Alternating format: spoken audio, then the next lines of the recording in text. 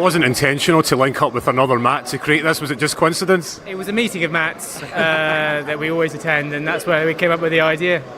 So now, I mean, everyone talks about podcasts are the most popular and coolest form of audio, even beyond radio. So what prompted you guys to create the British Podcast Awards? So I think it's just that, really. It's important that there's a place for all of the podcast community to come to, and having somewhere to celebrate their work, whether you are the BBC or a media company or you're making a podcast in your kitchen. Producing great audio that listeners love is the core of podcasts, and we just want to celebrate that.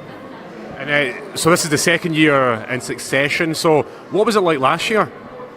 A smaller affair, but also much more of a homegrown one. I think there were less expectations on what the night would be, and we've now had to build on that with some expectations and build those in. So we've got a few more famous faces in the audience as they know what we're doing, and also I think the quality of the entries has really improved because people knew that this was something they could invest their time in, and they get a bit of publicity at the end of it.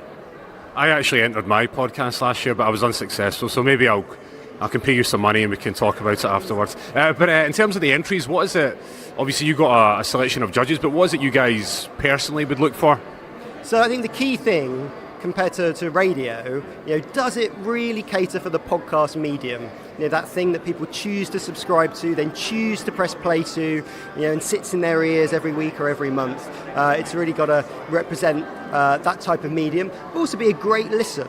Whether it's super niche and specialist or really broad and showbiz, it's got to bring something new and different and just sound great. And personally, do you guys have any favourite, I mean, without being biased, but do you guys have any personal favourites? Well, this year I've really enjoyed the Horn Section podcast by Alex Horn, who does Taskmaster, which I just find just a really funny programme. And then I would say from a kind of slightly more independent side, I'd probably say still one of my favourites is Answer Me This, which has been going maybe 12, 13 years now, and it's still going strong. And yourself? I think things that I really love. I mean, it changes. I mean, that's one of the great opportunities, and so new people arrive. So we're listening to George Ezra's new interview podcast. He's a musician talking to other musicians, and as they have that conversation, that's different from a normal celebrity interview. He understands what he went through as well as what his guest went through. I think that's one of the great opportunities, is bringing sort of different insights into people's heads. You guys are obviously very busy, so how do you find time? Do you consume podcasts in the bath or on the move? What's your way of consuming? Well, to my eternal shame, I probably do a bit too much cycling and podcasting. I think that's probably quite dangerous, isn't it? But don't do that at home. Don't recommend that. Yeah.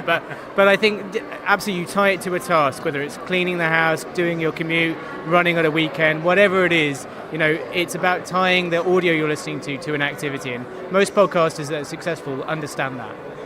And also, I think travel is an area that radio does well in car, but particularly in cities, people on the tube, people walking, rushing place to place. It's a great audio medium for that environment.